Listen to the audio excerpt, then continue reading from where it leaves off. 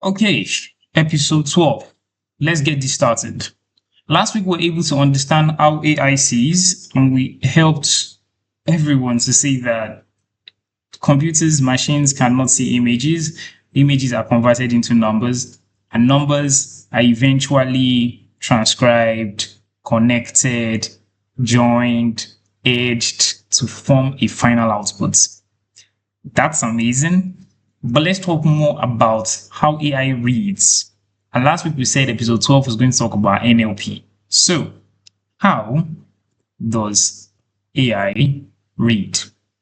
Let me show you a sentence. And at first, the sentence is simple. I saw a man with a telescope. I saw a man with a telescope. That's the sentence. Now, did I use a telescope to see the man? Or did I see a man who was carrying a telescope? Do you see what happened there? You can interpret the sentence in two ways. It's either I saw the man using my telescope, or I saw the man carrying a telescope. Anyways, this is where this stuff gets really interesting. You see, both explanations are grammatically correct. You make sense, right? But you notice that your brain was able to resolve that issue quickly. It looked at the sentence, it looked at the connection, it looked at your current word knowledge, it created intuition automatically. Now, imagine if we're trying to teach a machine to do stuff like that. That's what we call natural language processing. NLP. We want machines to be able to process language naturally, like they always knew it. Process it in a way that it will seem human. And that's why when your machines you're communicating with ChatGPT, you're communicating with Claude, you're communicating with Llama, it is communicating back to you like a human. The answers are feeling so intuitive. At some point, you even think it's someone else talking to you on the other side. Well, it is one of the hardest problems in all of AI. Why? Because a language is not just words. Language has meaning, and meaning is stubbornly human, right? Because in just this simple sentence that we saw here, you will see how we translated this into two different meanings, right? Was it that the man was holding the telescope, or was it that we saw the man with the telescope? So, how did we get into this? How do machines read? How does AI know the word dog, the word cat? What exactly did we do to build this? And this is how we get into the concept of what we call tokenization. Tokenization is one of the big deals in AI. Like this still happens up until today. Tokenization is one of the most interesting ways that artificial intelligence systems read. You see, whenever you give machines a word, machines don't understand a sentence. They don't understand a very large word. So what they do is they cut it into pieces, right? For example, the word unbelievable, right, is broken down into on, believe, and able. That's what the machine does. It breaks it down. It cuts down each word. And then each of these words, on, believe, and able, is converted into a number. Remember, images, we break down the images into pixels, and the pixels are converted into numbers. The same way happens in AI. Each word is broken down into what we will call a token. So on is a token, believe is a token, able is a token, and each token is now converted into a number. So at the end of the day, machines cannot read words, machines cannot see images, all they understand is numbers. Up until this point, there are systems that have been created in place to be able to help the machine break down these words into tokens. And then those tokens are easily converted into numbers. So we can convert cat into 24, 2045, sat into 8,761, mat into 4,432. These are arbitrary numbers. You don't have to cram this. You don't need to know this. But here's the problem. After we convert all of these tokens into numbers, machines don't exactly know the meaning of 2045 or 8761. It doesn't know that cat is an animal. It doesn't know that cat is related to kitten. It doesn't know that sat is related to sit. It doesn't know all of that. The machine just has a number. Now, this is where it gets very interesting. How do we connect words? How do we connect concepts in machines? How does the machine know that the boy, and if you remember episode 2, where we explained boy, man, young, and we used ChatGPT itself to bring out the answer to a question where we said, who is a boy? And it said a boy is a young man. How does the system know that boy, man, and young are very related? This part is what we call embedding. And this is very interesting because you find out that systems actually are connected. So if you remember the image area where we talked about images, we said that systems actually look for connections in the images. Curves. Go back to that episode and watch it anyways. But wherever it sees that two places are connected, it joins them.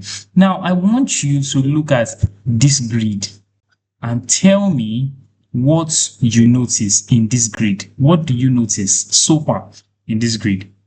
Well, at first, it might just look like a grid, and this word is woman, actually. It might just look like a simple box, right? There's really not a lot happening here.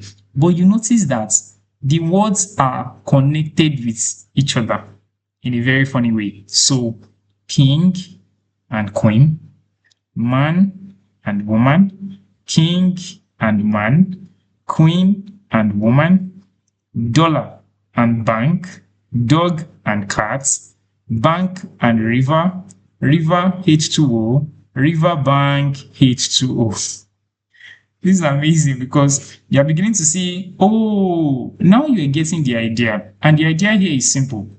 What we're telling you is that this map is telling you that every word has a location on the map.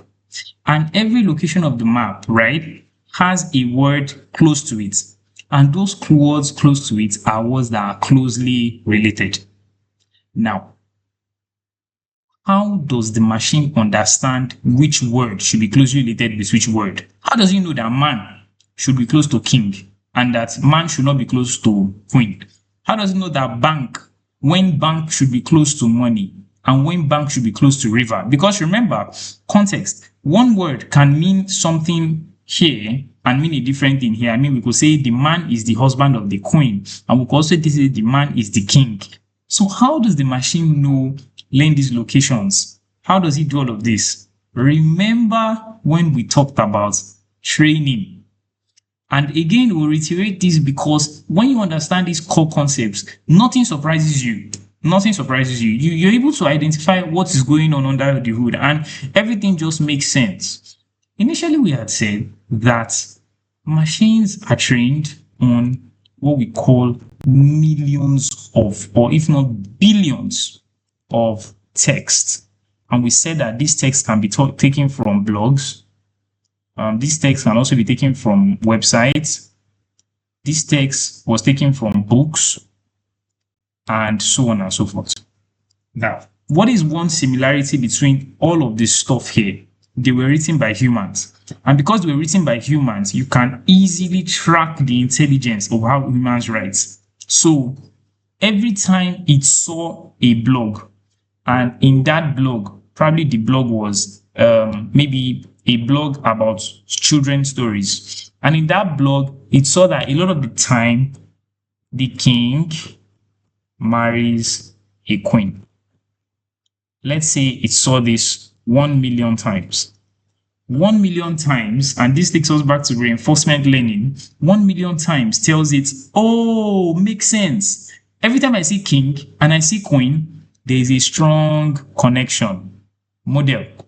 The model is what now holds that connection. Like, oh, king and queen, yes, they work together, they work hand in hand. Probably when he went through 1 billion websites, it noticed that every time somebody wrote about a dog, they most likely also wrote about a cat. But most times, the dog and the cat did not appear in the same sentence, but they appeared in the same article. So he says, okay, dog and cat, there must be some relationship between these two. And remember, he's still seeing everything as numbers. But when you go back to where we talked about these numbers, Imagine it sees that every time we write 2045 in an article, we also write 4432. 2045, 4432, 2045, 4432. Oh, and then it begins to join them together. It begins to increase the relationship. Think of it like this. You see a guy and a lady, weird example I know, but you see a guy and a lady on your streets together on the first day. They're walking home, they're walking somewhere together. You don't know the guy, you don't know the lady. They're walking home together. And you're like, you don't think anything about it. You just ignore them. You move on. The next day you see them. The third day you see them. The fourth day you see them. The fifth day you see them walking home together. What comes to your mind? Your human machine learning mind believes that there must be some sort of a relationship with them. This is why it's very interesting. Is that let's imagine that, and let's just quickly build this. Let's imagine that day one, on day one, you saw boy and girl together. On day two, you saw boy and girl together. On day three, you saw boy and girl together. Now, stay with me. On day four, you still see boy and girl together. Let's imagine that on day five, and this is where you see that you are the mastermind of AI, right? On day five, you're coming out of the house. Probably on day one, you were thinking maybe they're brother and sister. Day two, maybe they're cousins. Day three, probably they're dating. Day four, or maybe they're married. You see them 4 days in a row walking together. On day five, you're walking out of the house. Then you see only boy. What is the next thing that comes to your mind? You just imagine, where is girl? Girl is always with boy. So where is girl? Where is she? Right? Come back to machines. If the computer, if the system, if the machine, if the AI, whatever it is you're working together with, always sees king and queen, king and queen, king and queen, every time. 1 billion documents, it says king and queen together. The king loved the queen. The king fought with the queen. The king hated the queen. The queen died for the king. The king died for the queen. The king cooked for the queen. It always sees kings and queens together. The next time you ask a question to AI and you say, who is a king? The only thing AI is doing here is asking, where is queen? And that's the first thing that is on his mind, is where is queen? Because I know that every time I see king, queen was always there. What we are doing there is what? Embedding. And so I hope that question, it makes sense now. It's because when you see something over and over and over again, it becomes expectant. And so because the machine has seen king and queen together over and over and over again, it puts them together in the embedding map. So we don't do this. We don't draw this map. The AI goes through all of the blogs, all of the website, all of the books. It sees connection between words, and then it begins to closely correlate them because those words are together. There's a very interesting example in AI, and that example is this.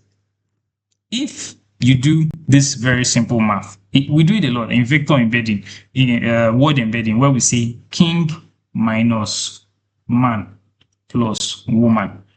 The answer will actually give you queen. Remember that this embedding here, I just had to make this simple. This embedding here is not actually written in words, right? Everything here is normally written in numbers, right? So this dog here would probably have the 4402, cat will have the 2082, bank will have the 1836, whatever it is that it was represented as, it will have a number. So what we are saying is, if king had a number, queen had a number, man had a number, and we deducted it, we actually deducted man from king and woman from, it will actually give us a queen. It will actually give us a queen. 100% of the time it works, right? And that's what embedding is. One of the elegance of AI. You see here, artificial intelligence has already understood that this is gender, this is royalty, and it was able to match them because majority of the time, like we said, it has seen so many examples, it knows what to expect, right? Now, let's go to everyday life. NLP is so embedded in your life every day. You don't notice it. You don't even understand. And I'm going to give you a very beautiful example. You see, Google Translate processes over 100 billion words a day across 130 languages. Everything that is happening there is NLP. Whenever you go to your Google and you say, translate who is a boy to Chinese, it has already seen so many examples of boy in Chinese, and it knows that, okay, when I see boy here, the next thing they're expecting is boy in Chinese, right? That's a lot of stuff that happens. So when you type into Google search, the engine doesn't just understand your words. It does not just say, oh, the person said best places to visit in Lagos. It does not just say, okay, the person said best place to visit Lagos. No, it understands that you want to take a trip. That is because many times, when it saw the word best and saw place and saw visit, it's mostly related to travel.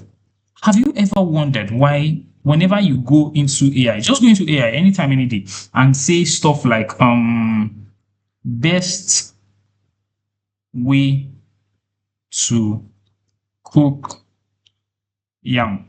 I don't like yam. When they use yam, your answer would involve the word recipe. You know what? Let's quickly try. So it's because many times it has seen the same example of recipe. I mean, it might not even be that the word recipe comes out, but why does it that when you ask for the best way to cook yam, it gives you a recipe? It gives you A, B, C, D, 3, 4, 5, 6 steps for you to do it. It's because now you know that you are talking about recipe. It's different from when you say, and again, different from when you ask a question like best way to turn blue litmus paper. I think it's blue to red, right?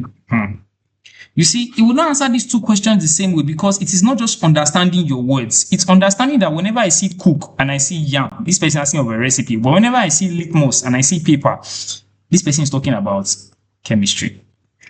Connection. It means that in that embedding grid, chemistry, paper, litmus, they are close together. But chemistry is not close to yam. Because chemistry and yam, I mean, you can easily imagine how do they connect? Very, very weird, right? So your Siri, your Google Assistant, your Alexa, every time you talk into those systems, they understand because they get the idea. They've been trained over and over again, and they've embedded those words. They know what is close to what. Even sentiment analysis, right? When we, I don't know if you're very familiar with sentiment analysis, it's a customer care system where we look at a customer's request and we can tell if the customer is happy or unhappy. If the customer comes and says, your product is trash, product trash, unhappy customer. If the customer comes and says, your product is amazing, product amazing, happy customer, because the embedding has worked. We have been able to match those words, put them in the grid, matrix them, connect them together. I know you know what I'm talking about. Now, language is like one of the most complex things about human, right? Language is crazy. Language is amazing, right? Every sentence, every grammar, every emotion, everything carries a meaning. However, there was a problem. And that problem is what led to ChatGPT. You see, everything I'm talking about here was pre-AI. I mean, AI in the sense that you've known it. Systems have always adapted artificial intelligence, but pre-ChatGPT, translation was working this way, where we say translate from one word to another. That was why every time you typed something on Google, Google knew how to give you the answer. It knew where to go to find the answer, right? So, and this is beautiful because all you had to remember is that every time I asked AI a question, it has, so think of it like AI has a big map of so many words in the map, Every time you ask AI a question, let's say, who is a boy? AI needs to know, where am I going in this map to find the answer? And then when it checks the map, it says, oh, this place has the word cat. No, that's not where we are going. This place has the word boss. No, that's not. This place has the word man.